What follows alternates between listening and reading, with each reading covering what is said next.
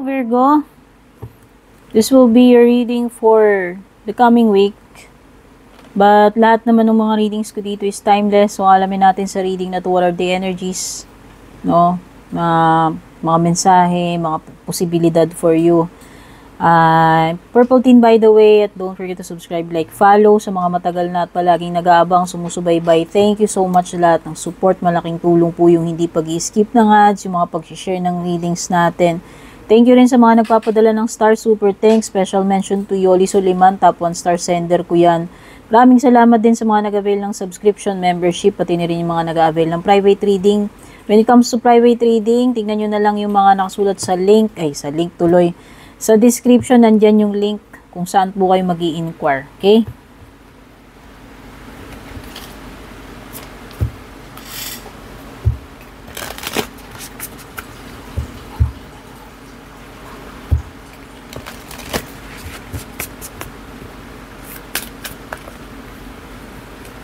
Para sa yung overall energy you have, don't let your past hold you back, Virgo.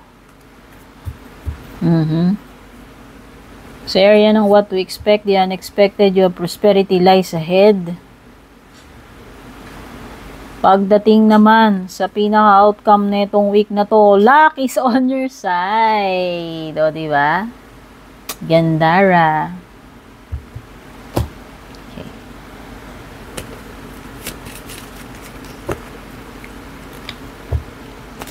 Mukhang maswerte tong week mo. Andyan din ang prosperity. Kung meron mang nag-hold back sa'yo, yun lang siguro talaga yung babaguhin mo. Yun naman yung mga nakikita natin. Oh, swerte, clover, at saka luck is on your side. Diba? Lucky yarn.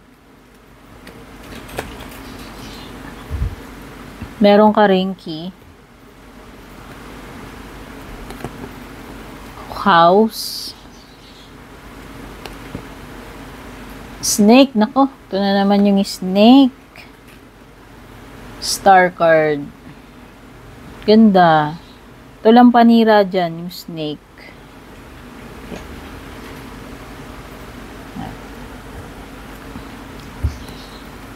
Kuha tayo ng tarot cards.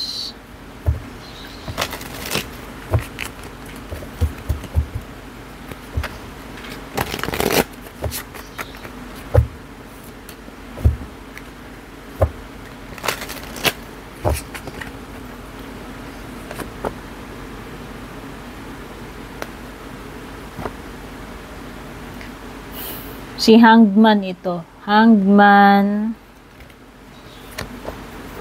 Knight of Wands. Nabaliktad. Seven of Wands. Nabaliktad. Tapos si Rhiannon. The Empress. So bottom ng deck, you have Keeper of the Well, which is Temperance card. Okay. So, yung mga signs na napipick up ng cards, dito pwedeng may Taurus, Sagittarius, Water, Fire, Aries, Leo, Sagittarius, pwede ring may Taurus or Libra. Or Aquarius. Okay. Hindi po ako psychic kaya yung mga sinasabi ko dito ay nakabase lang sa interpretasyon ko ng mga bara gamit yung intuition ko. Hindi ko rin po kontrolado kung yung mga nasasagap man na enerhiya ng mga baraha ay past, present, or future energies para sa inyo. Kaya kung mahilig kayo manood ng mga card readings, lawakan ninyo yung pangunawa ninyo kasi ito ay mga general readings lamang, no? Gusto nyo ng private reading, magpa-private reading na lang kayo. Kuha rin tayo ng card para sa love life mo, no? Sa love life naman, ayan, pwedeng nasasagap yung ibang tao na may connection sa person mo or sa connection mo rin. So, hindi lang energy ninyong dalawa yan. At bahala ka na lang i-identify kung ang binabanggit ba ng baraha, energy mo, energy ni person mo, bahala. Kayo po ang nakakaalam niyan. Okay, so simulan na natin dito pagdating sa iyong overall energy this week. Don't let your past hold you back, Virgo. nalilimitahan ka pa rin ng nakaraan mo eh. Kumbaga, big deal pa rin sa'yo tong past na ito. Yun yung pinakamalaking blockage for you this week. Virgo, kung ako tatanungin. No, don't let itong past na to, na yung pa rin yung nagko-control sa'yo. Kasi bakit? Nabubuhay ka ba sa nakaraan? Pero nandito ka na. Ito dapat ang bigyan mo ng focus, itong present situation mo. I don't know how this past affects you. Pero kung meron man, dapat hindi mo hinahayaan na itong magdikta ng kung ano ka ngayon, sa ginagawa mo ngayon at kung ano yung magiging kinabukasan mo. Kasi mali yun. At hindi yun magbibigay ng growth sa iyo, hindi yun magbibigay ng healing, ng freedom. Lahat ng magagandang positive energy ay nabablock nitong past mo.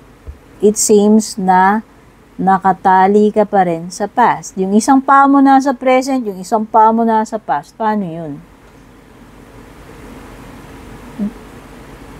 Whatever this card is talking about, yun yung nag-hold sa'yo.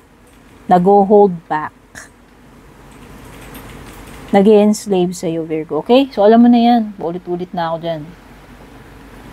So, dito na tayo sa the unexpected. What to expect? Wow. Prosperity. So, pagdating dyan, alam ko naman na you're an earth sign. And the earth signs are known for, being money makers. Being consistent people pagdating sa mga ginagawa nila. And I admire your signs for that. At itong week na to ay magiging masagana para sa iyo. Dahil yan sa iyong dedikasyon, sa iyong trabaho, dahil yan sa kasipagan mo, you're a very practical person. Ayaw mo na nag-aaksaya ng oras sa mga walang kapararakan, kaya yung past mo, huwag mo nang pag-aksaya ng oras yun, kasi hindi ka bibigyan ng datong nun. Okay? Pero overall, nakikita ko, itong week mo is masagana naman, successful naman, pagdating sa financial, pagdating sa fulfillment sa mga ginagawa mo. Okay, and when it comes to yung magiging outcome ng week mo, yung pinakamagandang bagay dito sa reading na to, which is luck is on your side. At sinisigundahan pa yan netong sumunod na card, which is the Clover card. So, yung iba sa inyo dito, kung gusto nyo makipagsapalaran, taking a chance is good kasi andyan yung Clover para sa'yo. Luck is on your side, no? So, bati kayo ni good luck this week, Virgo, kaya anything na gagawin mo will be favorable for you. Okay, maswerte ka, yun lang yun, wala nang iba. Okay, andyan yung opportunity, andyan yung taking a chance, why not? Kasi maswerte ka, why not take a chance, no? Yan, no? You have luck, gambling opportunity. Yes, it's a perfect timing na mag-try ka. Ayan yung, nandyan yung hope, andyan yung happiness, no? So, mag-try ka pagdating sa loto, mag-try ka pagdating sa love, no? Bahala ka na, pero ibig sabihin, samantalahin mo yung swerte mo this week, kung ano man yan. At meron kang key, which is susi. Ano ba to? Something na magkakaroon ka ng access. So, this week, asahan mo na mag-gain ka ng access about something. Meron kang ma-unlock kung ano man ito, may kinalaman man yan sa kaalaman, sa career mo, or secret. Kasi meron ditong something na masisiwalat eh. Pero this is also a solution to a problem, kaya kung naghahanap ka ng solusyon, remedyo, ito na rin siguro yung indikasyon ng card na to. Andyan na yung kasagutan, no? Ma-unlock mo na yan. And meron ditong something about destiny, Virgo, or maybe you could meet a person, or you could you'll discover something na yun talaga yung maaaring destiny mo eh. Whether tao yung pinag-uusapan dito or hindi. Ayan, no, pagiging open. So, it could be you opening up or may someone na mag-open up sa'yo. Pwedeng yun yung matutuklasan mo. May mga malalaman ka rito. Andyan na rin yung fulfillment na sinasabi, which is binanggit ko na. Binanggit ko na ba kanina yun? Or ewan ko, sa ibang sign. Tapos may mga matters dito tungkol sa bahay at saka sa family mo. Pero wala naman akong nakikitang anything na masama pagdating sa family sa bahay. Nakikita ko pa nga dito secured, komportable, happy. Pero mag-iingat ka nga lang kasi may lumilitaw dito about Tridor energy, snake. Yan o. Ito lang naman yung ugly dito sa linya na to. So, alam na natin. Pag sa relationship, ito ay isang mga agaw, tukso, panira sa relasyon ninyo. Kung sa business deals naman, ito ay may kinalaman sa mawa 1, 2, 3 ka, maisahan ka, o ma-scam ka. Basta, pwedeng user, ano tawag dito?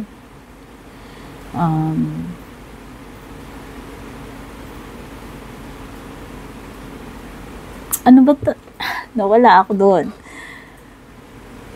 Someone na maaaring mag-take advantage sa'yo. Sa romantic ito or hindi.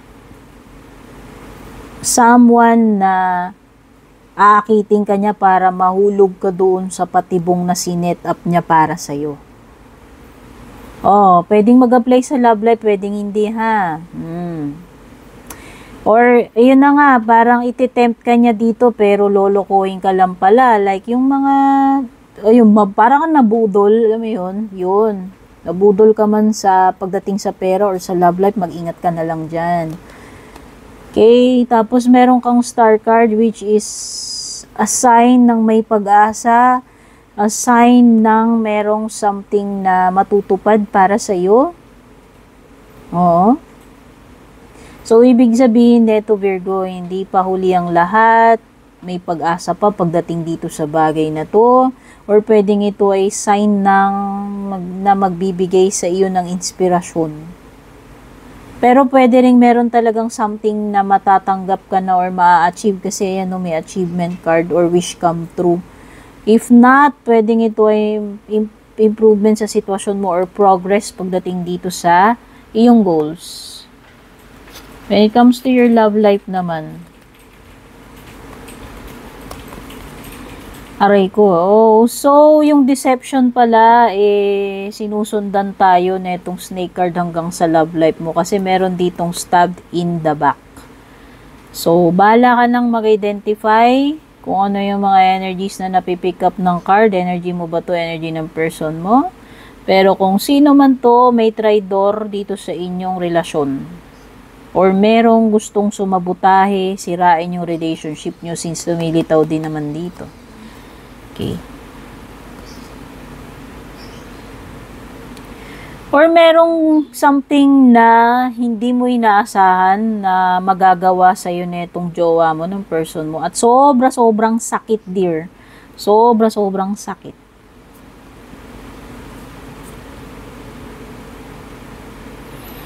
Uy, merong tinatamaan dito ng pana ni Cupido. So, taken ka man hindi, naghahanap ka man hindi, whether you like it or not, may mapapana si Cupido. Hindi ko lang masabi kung ikaw ba yung tatamaan dito o yung person sa merong ma-attract. May love na paparating sa ayaw at sa gusto mo at merong surprises dito, no? Mga hindi mo inaasahan talaga. O, pwedeng magulat ka na lang, meron na palang mag-aya sa'yo ng date. Andyan yung attraction eh. Meron. May energy ng attraction, panibagong connection, may tatamaan dito. Andyan din yung pagtitake ng chance. So why not? Diba?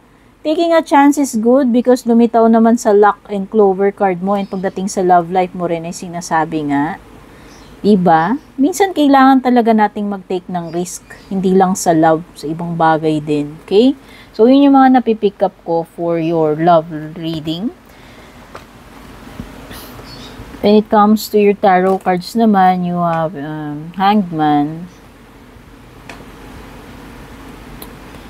Okay, you will soon realize na nag-aaksaya ka lang pala ng oras dito about something, and para sa inyo siguro, this is not worth your energy, kaya siguro magde-decide kayo about that. And nakikita ko, it could be na maaaring hindi mo na ipagpatuloy ito, i-pursue ito, career man ito or whatever, anything ha, kung ano yung nagre-relate sa inyo, pwedeng career, love life, etc., personal, no? So, I don't think na ilalaban pa kasi para sa'yo hindi nga worth it. Hindi worth na mag-sacrifice ka rito, pag-aksayahan mo ng energy mo, ng time mo. Hindi worth na ipaglaban na yan, no? Meron dito na susuko sa laban or hindi na ipaglalaban, i-give up na lang. Okay. Something related about motherhood or mother figure, or pregnancy with the Empress card. But this is also a card ng abundance since lumilitaw naman dito sa card mo na maganda, you have prosperity. So, when it comes to material, pagdating sa prosperity, sa abundance, wala kang problema doon.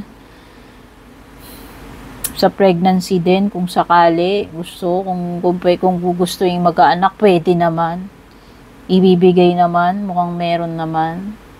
Mukhang bubukol naman to. So, ibig lang sabihin nito, this is something na kapag inalagaan mo, magbubunga naman ng maganda para sa'yo, Virgo. Nasa sa'yo na lang talaga. Kung gusto mo itanim, ipunla.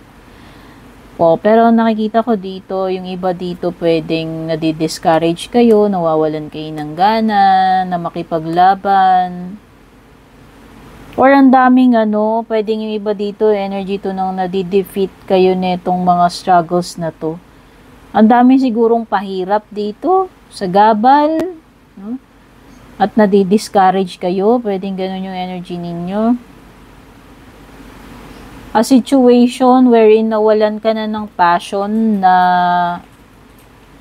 kilusan, nawalan na ng sense ng adventure, ng excitement, whether relationship to or whatever.